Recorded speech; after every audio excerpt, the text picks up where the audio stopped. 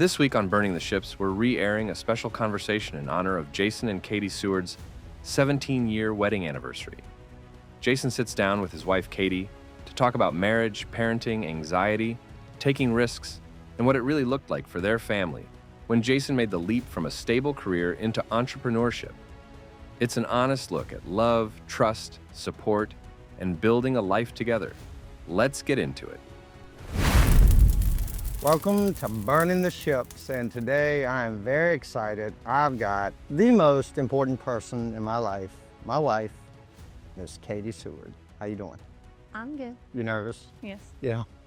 Kati absolutely hates this type of stuff. I've been begging her for 2 years to hop on, and but finally convinced her. And I've got a bunch of questions in my head. She was asking me this morning what I was going to ask her, and I said the beauty of the show is I usually don't know until I get going, so I couldn't prep her for anything. But before we get into the conversation, I am going to give y'all JJ's joke of the week. So he's got a pretty decent one this week, and this is fitting because Kati's a teacher, so this is good timing on this.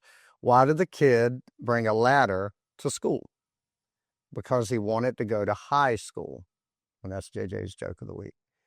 He told us a couple good ones the other day in the car that I didn't write down, so I got to go back to him and get those for future episodes. But Kati Seward, she has been, y'all have heard me for a couple years now talking all about this mindset of burning the ships. And for me, that meant burning the ships on my former career and going all in on business. Well, I'm just half of that equation, and the other half is right here beside me, maybe even more than half. But so we're going to talk about like a couple things, her mindset through all of that, and before, leading up to, during, once I actually left the job, and then now that we're rolling with the business, and how that has been from her perspective. I share on this podcast a lot my perspective, right? That's all I have to share most of the time because it's just me talking or my guest.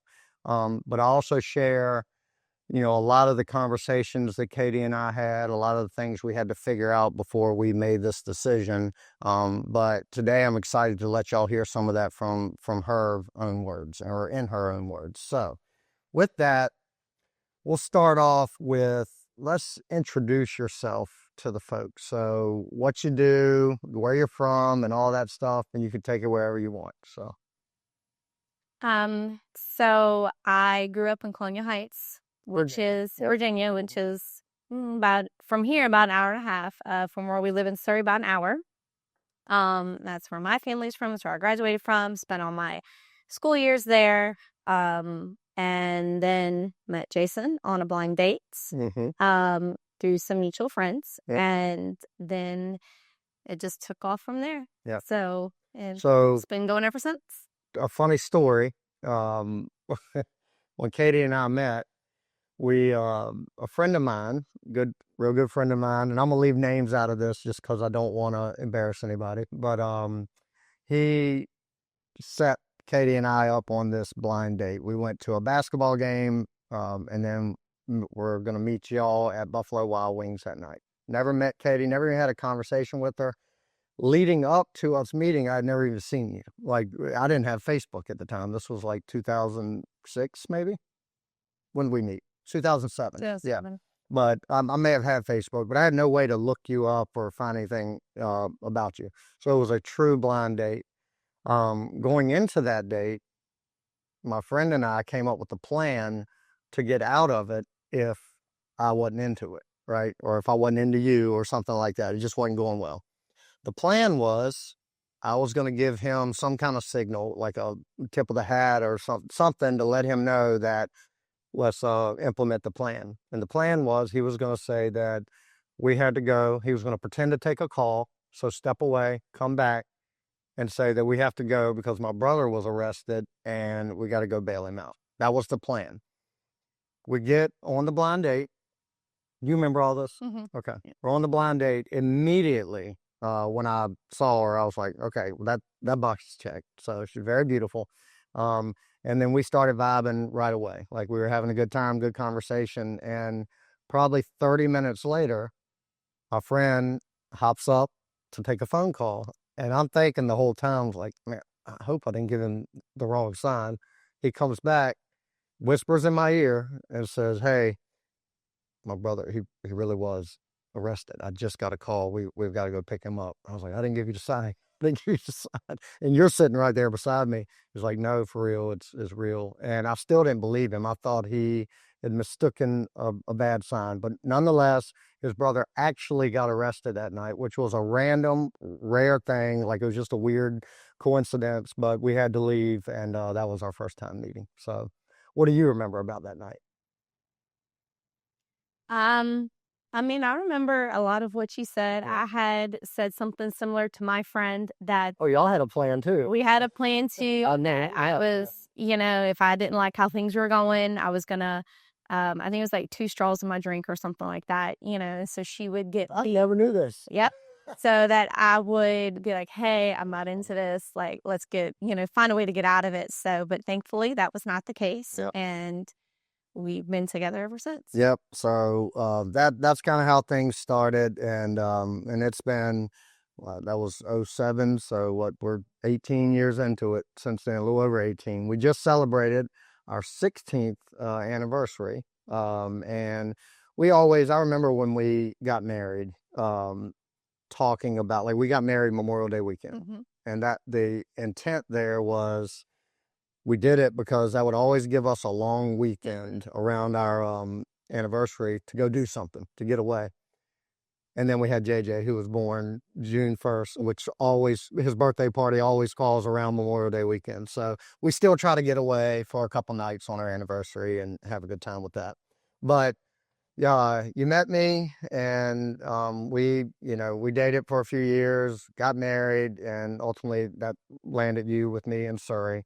But you always had a passion for children, right? And like, I think, you told me, like, back to when you were a child, your dream was to be a teacher, right? And so now that dream has, for many years, you've been living that dream. Talk about that. Why? What about your childhood made you have that mindset of, I want to help little kids? And you were very specific. You wanted to teach little children. So what was it? I had phenomenal teachers when I was in elementary school. Always, they were very caring. I was never a very strong student, but they were always there to help me, give any extra tutoring. I had to have a tutor all the way through math. So like I said, it was very difficult for me in school, but the teachers, they never gave up on me. They made sure I had everything I needed, especially in elementary school. And I just loved being able to make a difference like that in the children that I teach. All right. And so that kind of, ever since I've known you, you were working in a preschool, and then you kind of advanced up, within that organization of the school you worked with. And then, hell, you went back to college to finish your degree to become a teacher and graduated in 2015, right? So, at that point, you're well into adulthood. Now, you had been teaching with a provisional up to that, or you weren't, you were doing something with Preschool. preschool. Also Okay, preschool. gotcha. But I remember you graduated just a couple months after we moved into our new house, the house we're in now. And then since then, it's been game on. 10 years of teaching in both public and private schools. So, now that you've done it for that long, both preschool and in the school systems, has the dream been all that you had expected or hoped for, as far as dealing with the children and having the impact? Oh, yes, Yeah. absolutely. Yeah. It's been phenomenal. I've been very lucky that over the last 10 years, I've had very supportive families. The kids have been great. They have this thing where they think they're independent and they want to be independent, but yet they still want hugs from you and tell you that they love you, and they want to walk with you when you go places and do things to help you out. So they have that, like, really sweetness about them, especially at the grade level that I teach, which is second.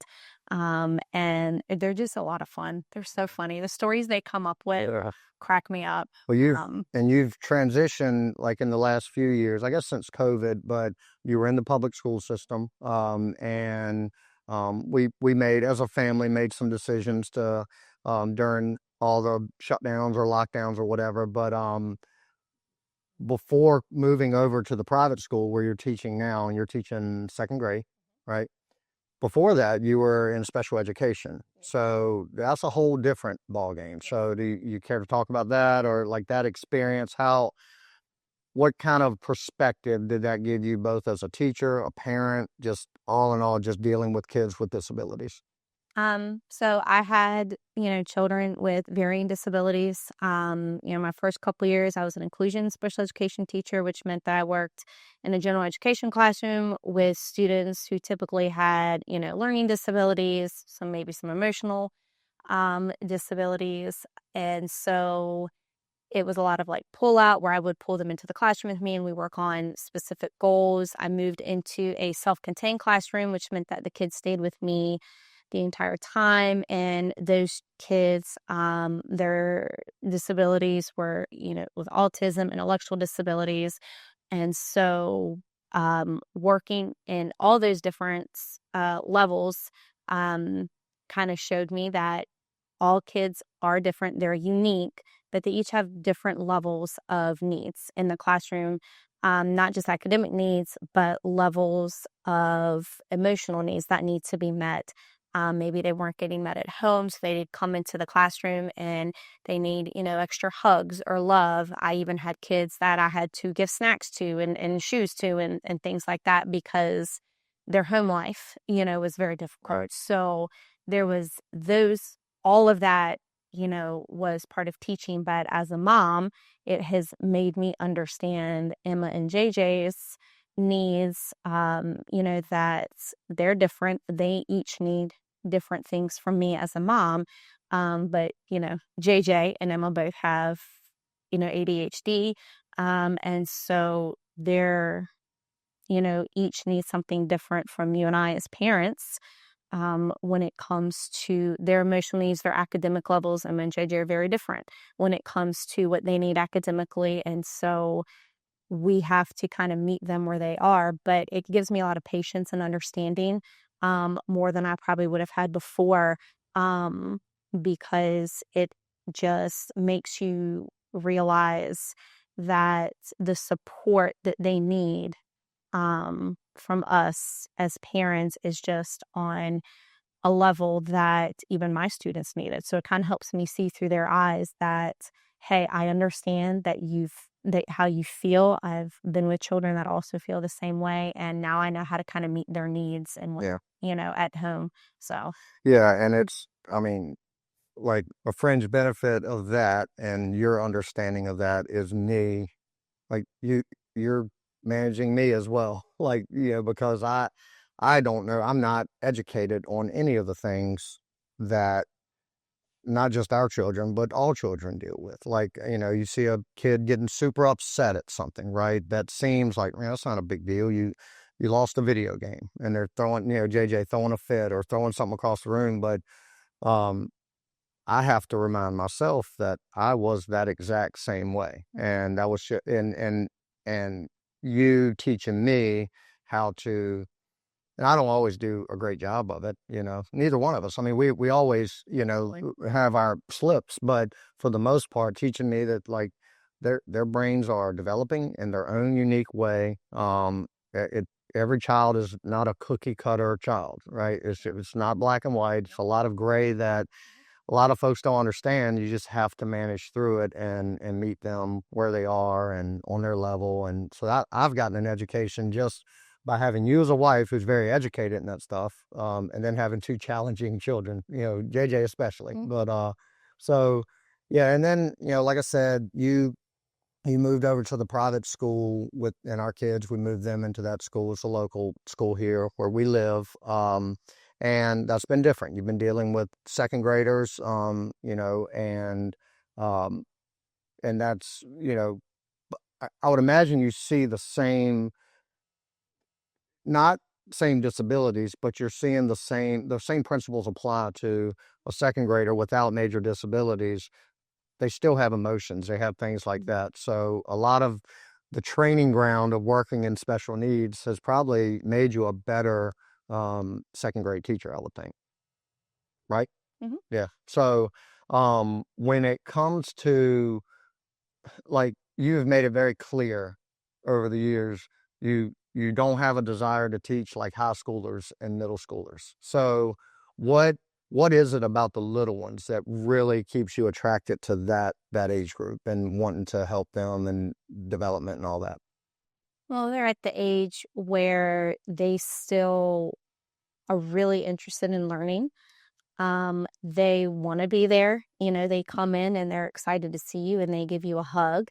And they want to be a part of the classroom family, which is what I try to create in my classroom is we create a family. And they want to be a part of those things. And we don't necessarily have the attitude and the pushback on education that you start seeing as you get into middle school and high school. And even some of your upper elementary school, you are still starting to push back a little bit more, but they just have this sweetness about them that is just really humbling to be around. And you are teaching them a lot of emotional and social things. You're teaching them how to handle those big emotions. And when they have those big emotions, I have to remember that even as an adult, we struggle with handling big emotions. And here it is, I have a 7, 8-year-old who doesn't understand and is struggling with a big emotion. And so being able to help them through that and teach them how to manage those emotions is really big for me because I've always struggled with that. Yeah. So Well, I think it's, you know, you get enough of that 13-year-old with, we got one at the house. I'm surprised that doesn't want to motivate you to go teach others at that, that age, because she is definitely, I mean, Emma's sweet as can be. She's got a heart of gold, but just like many preteen, or she's a teenager now, 13, but they go through a lot of stuff and they express it in ways and they're learning. But yeah, it's interesting. I talk a lot about, well, let me be very clear. Kati, how many podcast episodes have you listened to of ours? I've been like bits and pieces of that. Sorry. So I joke with her all the time. She gets to hear me talk nonstop. So sitting down for an hour listening to a podcast episode is not on her list of to-dos throughout the day. But one thing I talk about a lot on the podcast is just having passion. Like this whole brand of like burning the ships is going all in on something you're passionate about. You're very passionate about your family, your kids and all that, but so I left my former career in 2022. So call it 3 years ago, 2.5 years ago. Prior to that, like 5, 6 years leading up to that, I basically year after year was begging you to stay at home, let's raise the kids and stuff like that. You have always had this mentality of, maybe that'll change in the years to come. I don't know, but this mentality of, I appreciate getting paid to do what I do, but I would do it for free almost. Like you would never accept me saying to you, like, we are good financially. Stay at home. Like let's travel and do all that because you're passionate about what you do. And I I try to articulate that to folks, like that's a good example of someone truly loving and living what they're passionate about. It doesn't matter the money or anything like that. So what are your thoughts around that? Like, I mean, what motivates you? Because I get to hear all the sometimes the venting and stuff like that goes along with being a teacher, but what keeps you coming back year after year? Yeah, I mean, there's a lot of parts to teaching and education that can be frustrating, especially when you have, 17 kids in one class and they're all different and they all need different things from you, or, the coworkers and things like that in a school environment. So there's a lot of parts to being a teacher, but I am very lucky that I work in a school with supportive families. That's a big piece of it. The main administrator that I work with is phenomenal, and he's very supportive, and I have supportive coworkers, and we have this, like, we're our own little family there, but the kids are phenomenal. They're sweet, and they're loving, and they enjoy being in the class, and they're the reason why I keep coming back. And then you see the growth that these kids make. Like, we might have the student come in on a first grade, reading level, but by the end of second grade, they're, at a third grade reading level going into third grade, which is where they're supposed to be, or they're even higher than that. So you see the growth that these kids make throughout the school year, and that's what gives me my purpose for teaching, is the growth that they make in all areas. Yeah. It's got to be rewarding now, because you've been doing it long enough now where you're seeing kids that you taught when they were little now graduating and stuff like that. Or yeah, I would imagine you're seeing some of that, right? Because you through the public school, yeah, yes, yeah. When I started, right. So you've been at your current school 5 years, 4 years. Going to my upcoming school will be 5 years. So those kids, your first set of kids are what, 13? Kind of Emma's age. They're going into sixth grade this. Okay, gotcha. Yeah. Gotcha. Yeah, so that I always love seeing, like, when I'm in and around the school, seeing the high schoolers come back and like hug on their, second grade teacher and stuff like that. And it's cool for me. I just played in a fundraiser golf tournament for where I went to high school, and a lot of the same faces are still there. A lot of the same people that taught me, which, back then I was a nuisance to them, and now it's cool to see them and see that they haven't, they didn't hate me enough to at least not give me a hug. So, so now let's, you're still teaching, you love it, you're out for the summer now, and, for you, you don't sit idle very long. You always keep your plate full. We were joking this morning, talking about how, like, and I'm similar, I've gotten better about it, but you don't have, like, you have a tough time saying no when somebody asks you something, right? Mm-hmm. And so for that reason, you get involved with a lot of stuff, and, probably more than you care to be involved with, but you are just like, to your core, a giver, a doer, a server, all those things, and you're very nurturing and all of that. So, like, where does that come from? Is it more of that desire you have as a teacher just to have an influence and help people, or more of a just don't want to let anybody down and say no? I think it's a little both. Mm-hmm. I do like to be able to, influence, how kids are in regards to, how they see themselves as a person.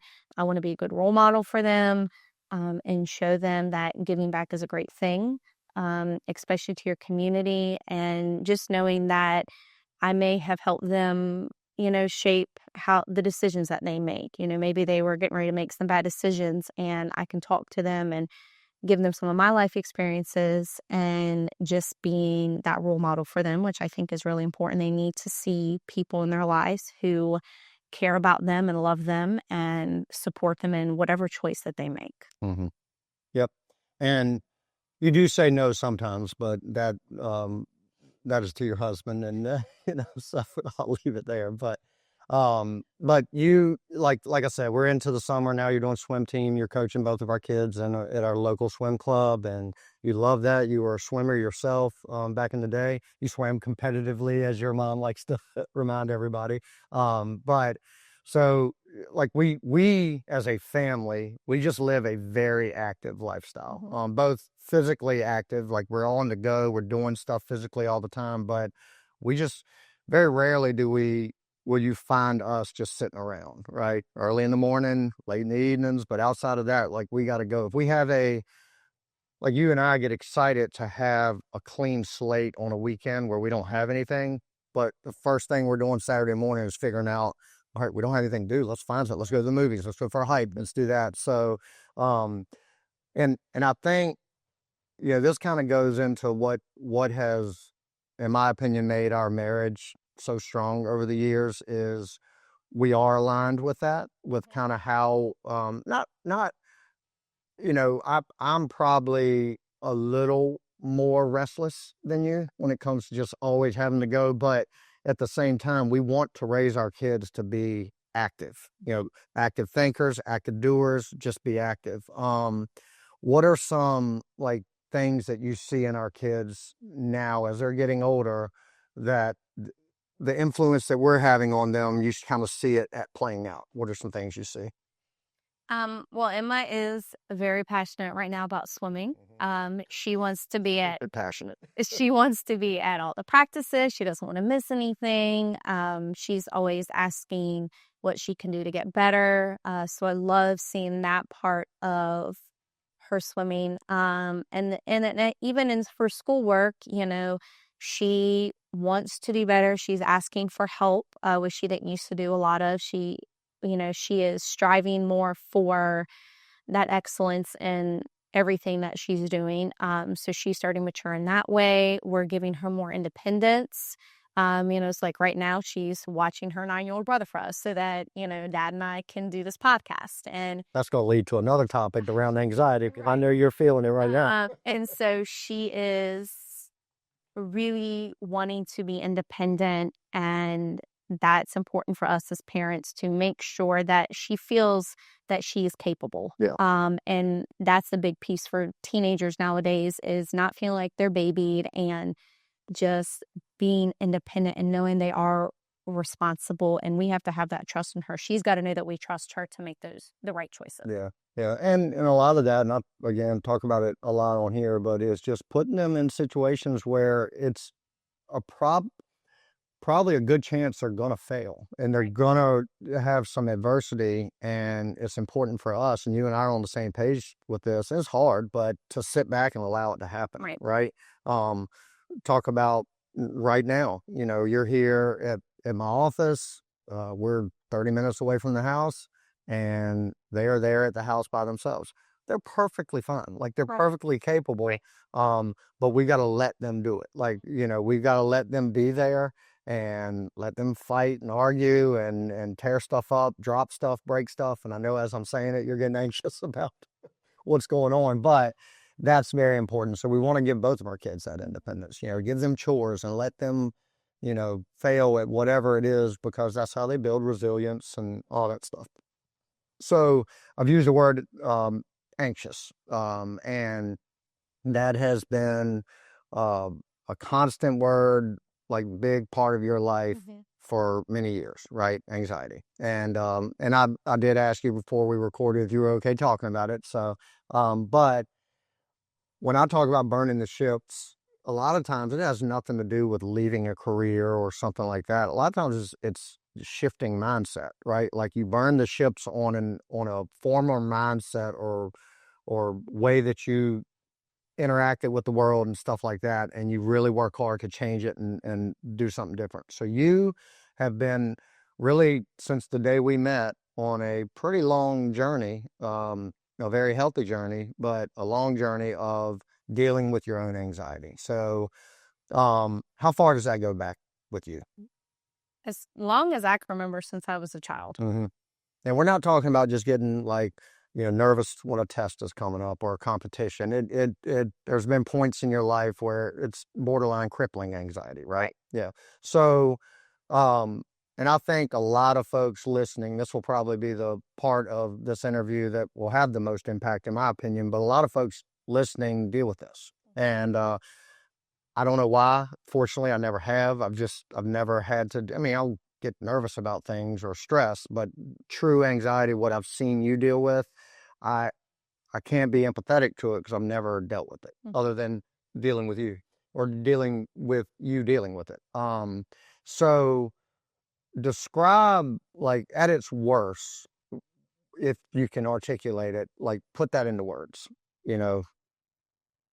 And yeah, and anxiety it can be hard to articulate it, because the way you're feeling, is sometimes can be hard to tell someone who doesn't quite understand what anxiety actually is. But for me, it is like worst case scenarios. And although more than likely those worst case scenarios are not going to happen, it is, to me, absolutely something's going to go wrong. I could be driving down the road and you are at home with our kids. And to me, I'm sitting here thinking about every worst thing that could happen while I'm gone. If I'm not with my children, what's going to happen to them? This is what's going to happen to them. And I actually play it out in my brain, and I would get so upset and so anxious that I would have difficulties breathing.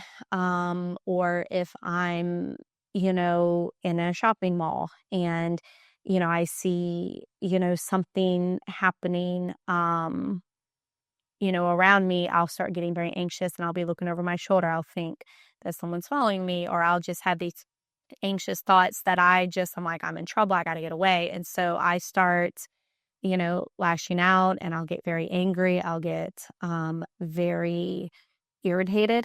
And there are times I'll pick things, when I bite my nails, when I get very anxious. So there's a lot of pieces that kind of go into that anxiety. But for me, it was always worst case scenario, or it could be like, if you told me you're supposed to be home at 11 o'clock and it's 11:02 and you haven't walked in the door yet, I'm starting to freak out because I'm like, something's happened. He's not here. What's wrong? And I would be calling him, texting him like, where is he? Why aren't you home? And that was a big piece to get you to understand that when I am calling you at 11:02, it's not because I'm crazy, and I'm not like, oh my gosh, where are you? But it's a genuine fear that something has happened to you, or that something's going to happen to you because you're not where you said you're supposed to be. Right. And that was a big piece that you had to try to understand. It wasn't me trying to control every aspect of your life. It was a genuine fear something was wrong. And then my brain would go haywire. I'd get sweaty. I'd sometimes have difficulty breathing, shaky, that kind of stuff. So, and I completely misinterpreted it early on in our relationship. I mean, I interpreted it as, you didn't trust me. So you had like trust issues, and it couldn't be further from the truth. Right. I mean, like early on, as we were building a relationship, it may have been a little bit of that leading to some anxiety, but as we got further along, I realized like, no, it's not that at all. And you did the greatest thing that you did early in our marriage was you communicated very well with me, like what you were actually feeling, and you were very open. So that helped me transition from, oh, she doesn't trust me, to, oh, she's dealing with stuff that I can't understand. I don't understand it, but I've got to be sensitive to it. And if like me, I just kind of float with the wind. 11 o'clock could mean 11:30 to me. And you use that example, but I've got to realize that 11 o'clock means 11 o'clock to you, right? And you've done better. Like you're not, you're a completely different person now. But early on, if I said I was going to be there at 11 o'clock and I saw that it might be 11:02, I know I've got to call or text you. Or one of the early examples, I don't know, for sure you remember this, because this was like one of the first times I saw your anxiety in full display. We were dating. I think you had stayed over at my house. I don't think we were living together yet, but I got up the next morning to go hunting. And so I got up before light, and you were still in bed, and I went hunting. When I hunt, typically I don't mess with my phone. I have it on silent. I don't want animals to hear it. And probably 2 hours go by, I didn't even peeked at my phone, and I pick it up and I've got 38 missed calls and a million texts, because you knew I was hunting, but you were just trying to communicate with me. And as soon as I didn't answer that first text, and you explained it later, but your brain went to, he fell out of a tree, he's paralyzed, I'm missing all this, so you had created this narrative in your head that I was injured, when really I just wasn't even looking at my phone. So that was my first taste of like, when you finally explained, like, this is what I was thinking. For 2 hours, I thought you were dead. And like that's where your brain went. So me understanding that, because of you explaining it so well early on, has helped me grow alongside you as you've gotten through it. So now, all these years later, do you care to talk about some strategies that, like, early on, that you've continued to this day? Because it rarely rears its head now. Like you have it so, and I'm sure you deal with it internally, but it rarely manifests itself in like where you're freaking out or losing control or something like that. So what strategies have you used over the years to get from there to here? Well, one is I recognized it, Mhm. and I recognized that it was starting to become not only a problem for me, health-wise, like emotionally and physically, but that it was taking a toll on like you, um, as my boyfriend at the time. And so what I did is I first went and found a therapist, someone that I could talk to help me work through those things. I actually got on some, medicine, which I've taken off and on over the years, depending on how things are going. And through the therapy sessions, they taught me different things that I could do to basically get out of like the downward spiral of having a thought and then just carrying on with it. And so they taught me, breathing techniques that I could use to calm myself down, ways to get out of that thinking process. A lot of it is if I go down the road of like you're not answering your phone, maybe you're with Emma and JJ and you're not answering your phone, and I start panicking a little bit and I'm like, something's wrong, they're not answering.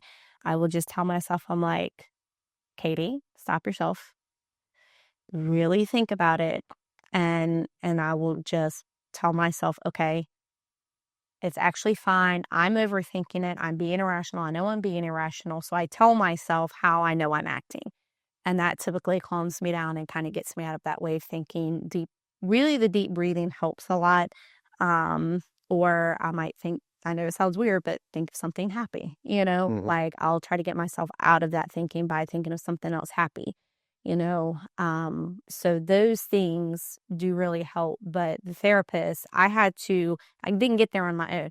I had to have help from someone, Mhm. because I knew I wasn't going to get there on my own. But you have to realize that, accept that you have a problem, and then go and find somebody that can help you with it. I think that's the key variable a lot of folks miss is they might realize that something's going on, but the unwillingness, and maybe it's ego, maybe it's pride of not wanting to admit that you've got some, you know, everybody's got various levels of issues. Like there's a spectrum of issues you can have, but that's one that it was tearing you up on the inside, and it's kind of a silent thing because nobody else. It doesn't matter. I got to see it a lot, because I was with you all the time. So I would see it, but to recognize it and say this is going in the wrong direction because it was it was tough early on for me from the standpoint of I didn't know how to deal with it. Mhm. And often my response to you was, what, it's not a big deal, just get over it. You're overthinking it. Why are you overthinking it? Well, how helpful was that? None. Oh no, I wanted to punch you every time you said it. Right. So I learned very quickly that that was not effective on my end. And now, I mean, like I said, it's very rare that your anxiety comes up to where we have to, where I have to use a strategy to deal with it, meaning Mhm. just shut my mouth and let you vent or let you go through it or whatever. But when it does, I now know that, okay, I recognize what it is. I also know that you recognize it. And usually now, much less than it used to be, but time, Yeah. just letting it simmer and it just happens. It goes away, right? And, you know, a good example of where you've gotten from, compared to where you were, Emma and I hop on a plane tomorrow morning out of Richmond, Yes. flying to Las Vegas, staying a night in Las Vegas, driving up to Utah for a daddy-daughter's trip in the mountains, and we're going to be gone through Sunday. So a several night trip across the country away from you. That would have not, that 10 years ago, absolutely not, wouldn't even Yeah. been No. on the radar. Right. You not only said, that's awesome, go do it, but you've supported it. You've helped Emma because she's got some anxieties. She You've does. helped her be comfortable with everything we're doing. And while I know you still have some anxiety around it, this is a real time, real life example of I'm watching you use your strategies to deal with it, staying positive, getting Emma excited about it, helping us find stuff in Vegas to do for kids and stuff like that. So if there's no bigger testament of how far you've come than that. So and I think it's, God, there's so many, like, there's people out there that have anxiety on levels far worse than you did and far not as bad as you did. But so it is a spectrum. But the key here is, like you said, recognizing not only what it's doing to yourself, but what it could potentially do to relationships around you, your children, stuff like that. And then finding the resources to deal with it. Right. And you continue to do that to this day. So I think that's a great thing. So one thing that a couple years ago that had to test your anxiety was this idea of me wanting to leave the career that had built everything we have and go pursue a business that I was building on the side. From a supporting wife standpoint, all I saw was you saying, I trust you, honey, I trust you, I trust you, I trust you. But let's get real. Like, you had to be dealing with some anxiety leading up to that. Knowing how I am, I'm a risk taker and I just go. So talk me through what you were dealing with, what helped you get through those times before I actually left the job, because we were talking about it a lot, but what helped you get there? I think the biggest piece of it was that you were able to explain to me from a financial point of view that we were going to be okay. So my biggest thing with you getting ready to leave your job was I wanted to make sure that the kids were still going to be able to do everything that they were doing. They could still go to the school, because they go to a private school, so we're going to have to pay for that. And I wanted to make sure that our kids were still going to be okay. They were still going to be able to have the house that they lived in and the things that they wanted and the sports that they played, and that we could still give them the type of life that they have been used to. And so when you were able to financially explain to me how that was going to happen and you laid it out and it made total sense to me, that was kind of the final piece that let me see that, okay, this is going to be fine. This is going to work. And the other thing you did say, you said, if we haven't gotten to this point in the business by this many years, I'll go find a different job. And with your skill set that you had from being with Farm Bureau, we knew that you could find a job easily if need be, and we were going to be okay financially. That was the biggest thing for me, because JJ and Emma are obviously our world. They're the most important people in our world, and so them being taken care of was the most important thing to me. I could give up my Lily addiction for a little bit if that's what we needed to do. I'm glad you brought that take up. your business. I'm glad you brought that up. But they were my most important thing. I'm glad you brought the Lily addiction, because I remember the conversation of, like, you saying, I only have one requirement, and it was around what you just said, that our standard, not us, not you and I, but our kids' standard of living, we don't have to move them from the house that they love. We don't have to pull them out of cheer or baseball because we can't afford a registration or something like that. But you said outside of that, we'll compromise whatever we need to compromise financially to build to where we need to be, as long as it's not impacting the kids. And part of what you said is, like, if I have to dial back and now I can only buy a new purse every 3 years, or I don't have to buy Lily all the time, I'll do that. Well, since that time, since leaving, I think your closet has probably tripled in nice Lily outfits, because that is an addiction that you have not gotten under control, but it looks very good on you. So, but yeah, there was that. And I think for you and I both, and I don't know, I'm sure we talked about it, but this was always kind of in the back of my mind, and I'm sure yours too. Yes, we didn't want to compromise our kids' childhood, right? But you and I came from not a lot of money, right? We were raised, in, like, we both had loving families, but money was not a big center of it, right? It wasn't like we didn't have a lot of things, right? We had enough, and we are both comfortable if shit hits the fan, we can go back to that, and we know we're okay living like that, right? And we can be resourceful enough with that to still give our kids because did you lack any experiences growing up? Absolutely not. I didn't either. My mom was poor as dirt. My dad wasn't around. I didn't lack anything. I was able to play. My mom figured it out. And you and I know that we're resourceful enough to figure things out, to give our kids what we think they need and want, right? So I think that for me, that was the biggest part of it. It's just knowing how resourceful you and I both are. And like, I tell people this all the time, and Bill would say the same thing. Neither one of us would have been able to make that final leap without the support of you and Elena, right? And I remember, and I've talked about this a million times, and you probably don't even remember it, but leading up, when I made up my mind, I was like, we went to the Nashville trip. Remember? So we went there. I came back, gung-ho, I'm leaving the job. We're good. I can do it. I put together a plan. I told you the plan. You were good with it, but you were kind of like, I trust you, honey. You just kept saying that. I trust you. I trust you. And I believe that, but I needed to like get deeper with you. Like I need to know, because I know your history with anxiety. I didn't want to think that you were having this internal battle. Then I leave my job and then it blows up at us, right? So I remember in bed one night, I kind of said, look, I need to really know where you're at. And you kind of stopped me, or whatever the situation was, but you said, and this is exactly how you said it, but me and the kids don't give a shit how much money you make. Like we want us to be happy. We want you here and things like that.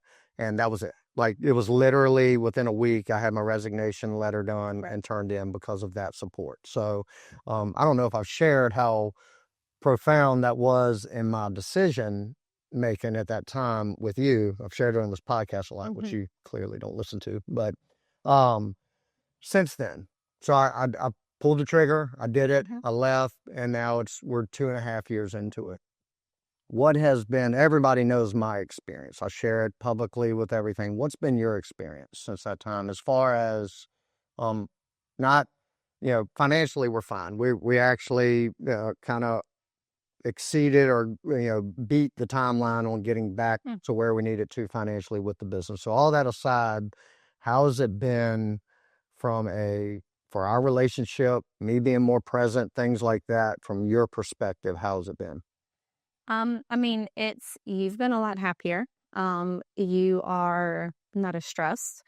You'd come home from, your previous job, and it would be, you'd be getting phone calls at 9:00 at night because someone's having a problem with this. I remember people would actually drive to our house because they knew where you lived, and were actually knocking on our door on a Saturday morning at 10:00 because they needed your help with something for insurance. And we had the one guy that's peeking in the windows, trying to see if I was home. Yeah. To pay a bill. Right. And so it was a lot on you. It was a lot on the family. You didn't have a lot of, you had time and you could take time to help with the kids, but you didn't have the, I guess the flexibility in your schedule that you have now.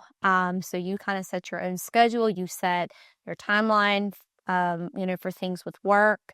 And so you have a lot more flexibility with helping with things for the kids, because both of them have, multiple doctors that they see. So they have different doctor's appointments. And I was constantly having to take off of work to take them to their doctor's appointments at, CHKD or whatever else they have going on, or practices. We were juggling things. And now you have that flexibility that's kind of allowed you to be more involved in the kids' lives. And so you know more about what's going on with them other than just what I'm telling you. So you've been able to be a more active father, a more involved father, because you are able to spend that extra time with us, and you're not, tied down to a job that is 8 to 5 every day. And then on weekends and that kind of stuff. So it's really given us the freedom to have more family time. Yeah.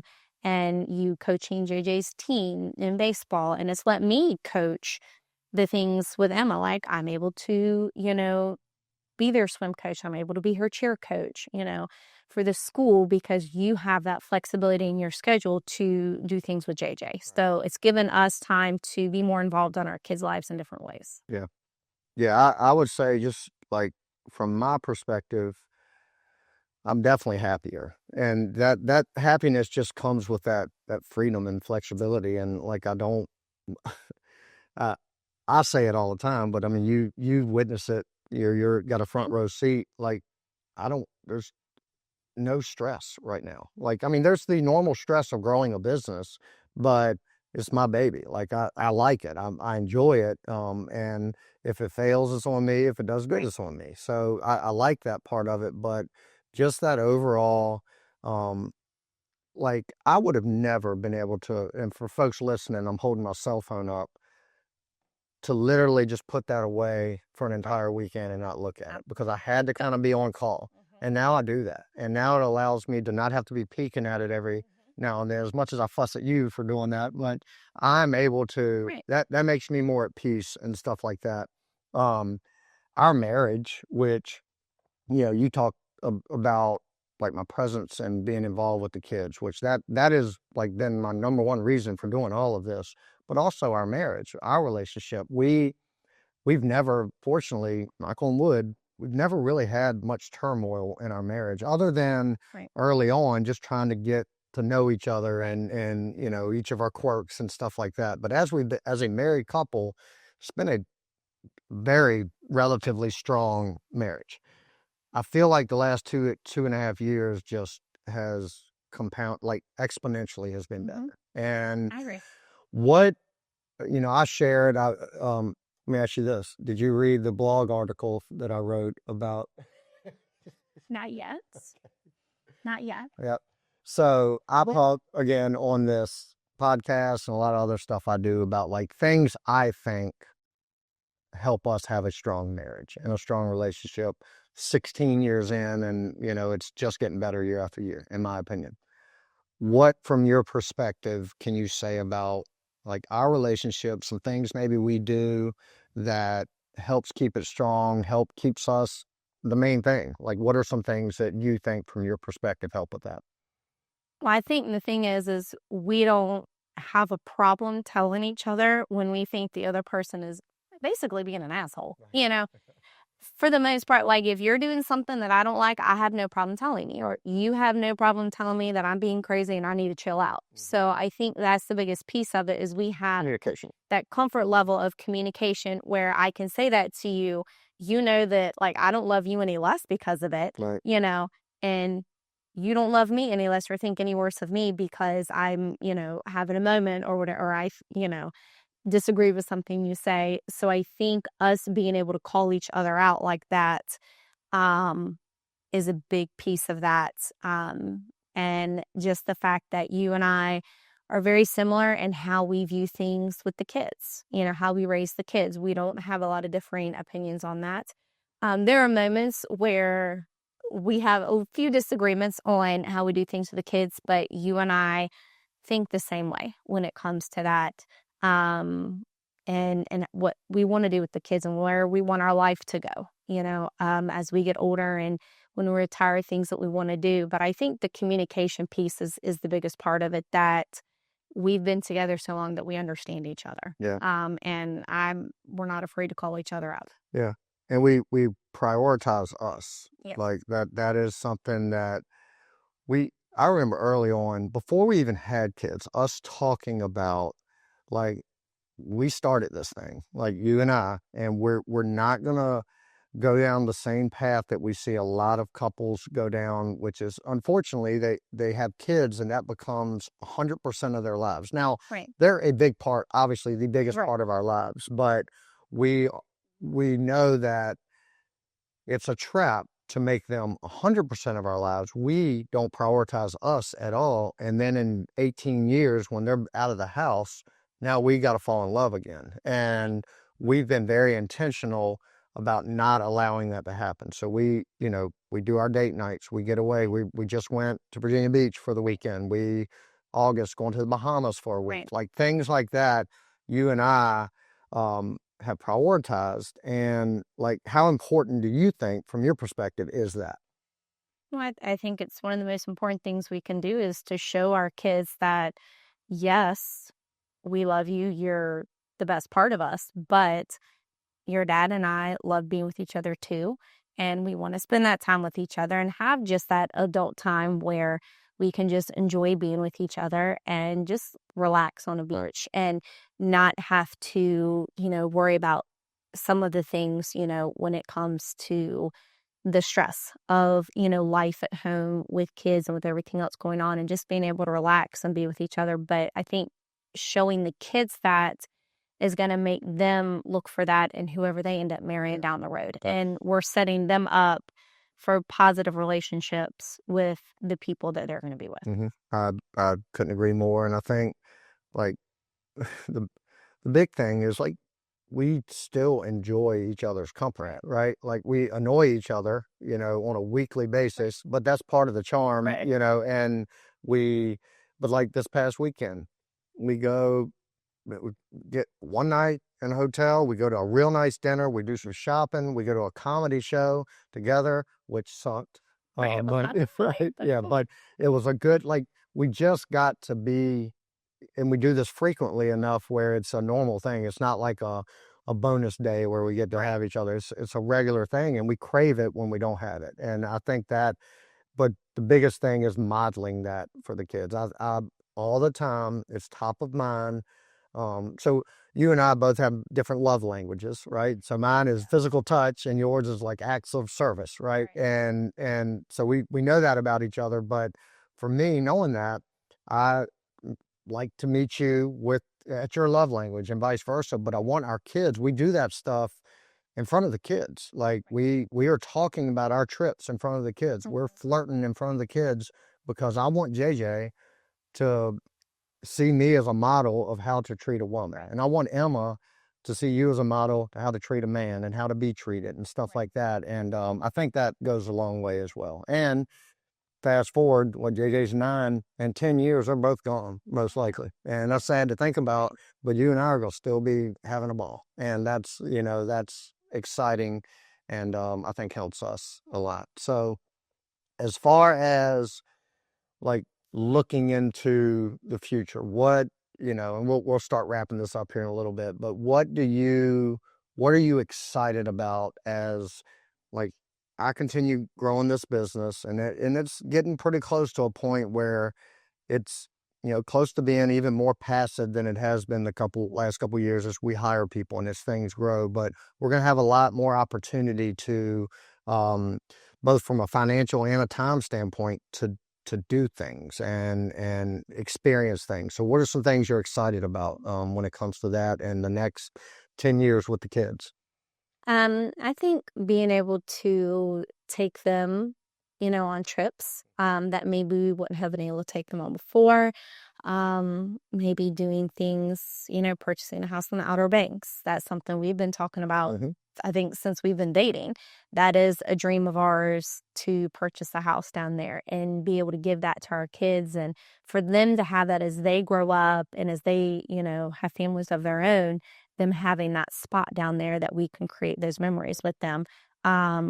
But just being able to enjoy life and give them those memories of, hey, we've been able to travel and we've been able to do things, is really important. Yeah, I agree. I'm fired up about it, and you and I both are similar in the sense of we get excited always about having something on the calendar, right? So we book things way in advance to get excited about it. And we do some things on a whim as well, but we always like having the next thing. So like we just did spring break in Dominican Republic. As soon as we get home, we're thinking about, all right, what we're going to do. We're going to do a cruise. We're going to go to Disney. What we're going to do next year. And we're mapping those things out. And to have more freedom and more financial security to do those things at an even bigger level as we continue to grow excites me as well. And I'm happy to be on this journey with you because I know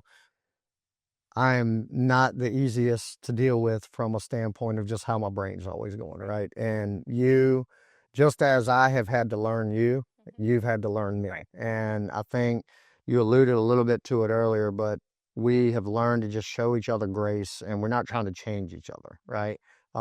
We point out when we're being assholes in little words, but we're not trying to change that, right? Like my my sometimes it can come off as just being aloof and have no clue what's going on. To you, it's annoying sometimes, Right. but you're not trying to change it, all the time. And your anxiety, it's annoying sometimes, but sometimes I poke it and we try to get it to come up just to make a laugh. Right. So I think we work well with that.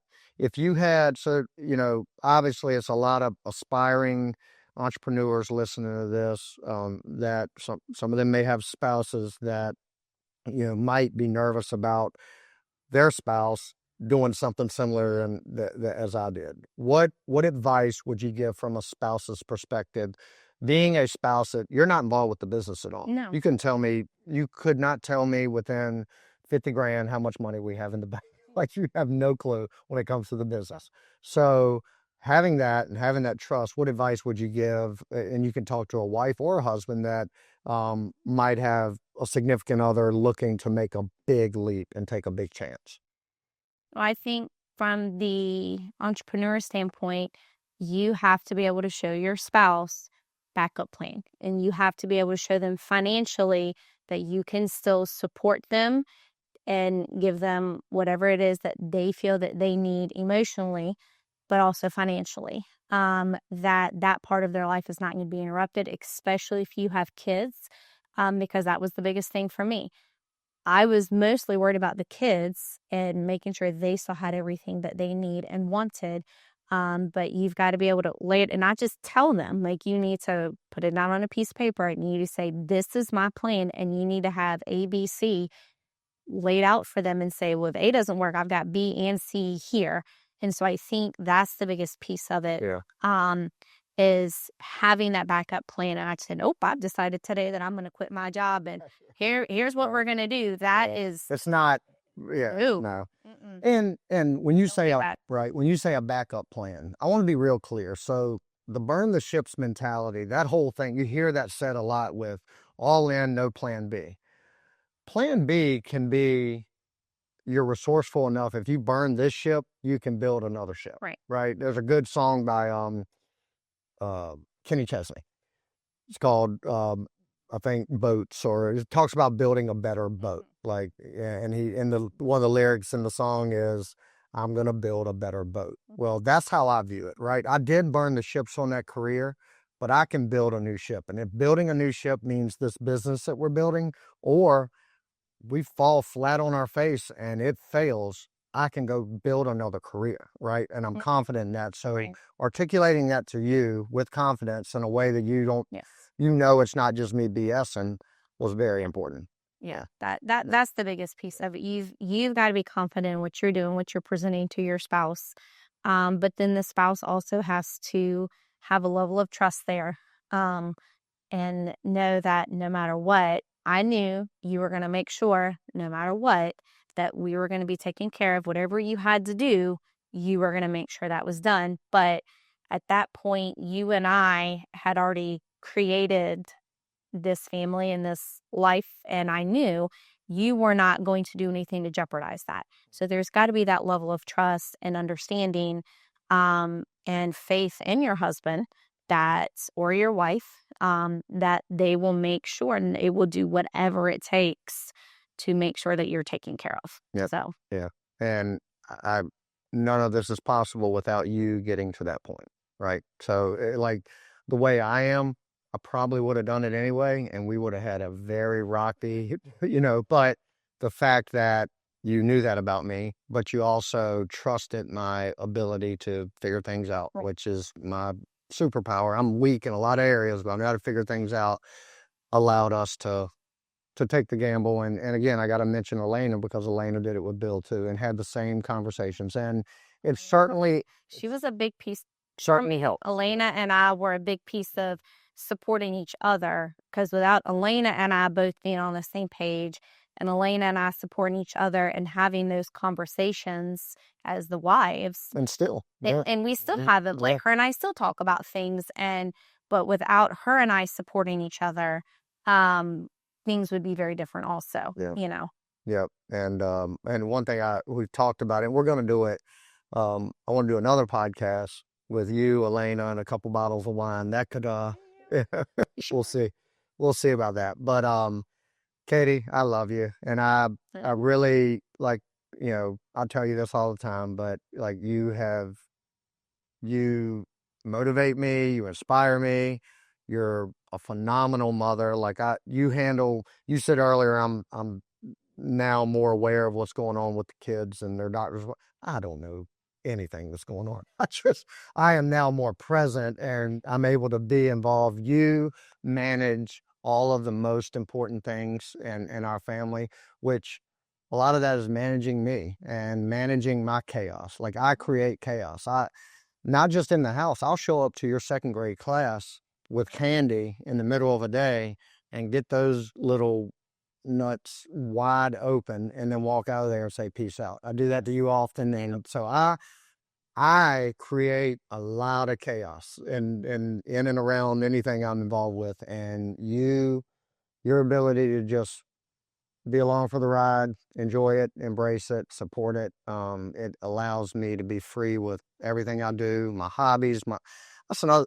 I want to wrap this up, but it's another thing that you and I have prioritized is time alone, right? Yeah. Like you have your girls' trips and your weekends away with all your girlfriends and your girls and your family and stuff. Y'all just went to Nashville, yeah. I have my guys' trips, my golf trips. You've never once, not only not said you can't go, you are always asking, like, when are y'all's next trip? When y'all going golfing, something like that, and vice versa. We prioritize not just time together and with the family, but ourselves, and we support each other in that, and that's always been important. And I appreciate that, because that's not normal. I've got a lot of friends that can't go on trips and can't do things because they know they can't even ask, and you and I very openly talk about we've got to prioritize our own selves as well, because before we came together, it was just us, right? So, but I love you. I thank you for braving this, because I know this is not comfortable for you. Anybody that knows Kati, that's following along or watching this, knows that she's not comfortable with this. So I had to pull some teeth to make it happen. We just had our 16th anniversary, as I said. We were trying to record this to have it come out that weekend, but we had some technical issues and stuff like that. But hopefully this works out and we can get it aired. And you got anything else you want to leave the folks with? No? I appreciate you coming on. And for those that are listening or watching, appreciate y'all's support for the show. We're going to try to start. This has been my first in-person interview since we started 2 years ago. I've done a few at that time, but they were recorded on my cell phone, and so we really don't have a proper setup. We just kind of set up at a little bar in my office to do this, but I'm going to try to do more of these in the coming future. I've got a few scheduled that we're going to do in person, and really highlight some folks local to me that are doing big things, whether it's as a teacher and a wonderful wife, or as a police officer or a real estate agent or an entrepreneur locally. We're going to try to start highlighting those folks. So appreciate y'all's support and following along, and that'll wrap up another episode of Burning the Ships. Thank you for tuning in to this episode of Burning the Ships. I want to give a special thanks to our sponsor, 608B Capital, helping real estate investors secure fast, reliable funding to fuel their boldest moves. If you're ready to take your investing to the next level, visit 608bcapital.com to learn more. If you found value in today's episode, please take a moment to rate and review the podcast. Your feedback not only helps us improve, but it also helps us reach more people who are ready to burn the ships and commit fully to their goals. And don't forget to share the episode with someone who needs that extra push to take bold action. I'll leave you with this. Burning the ships isn't just about removing the option to retreat. It's about unlocking the courage to charge forward. No matter the odds, the past is behind you and the future is yours to conquer. Thank you for listening, and I'll see you next time on Burning the Ships.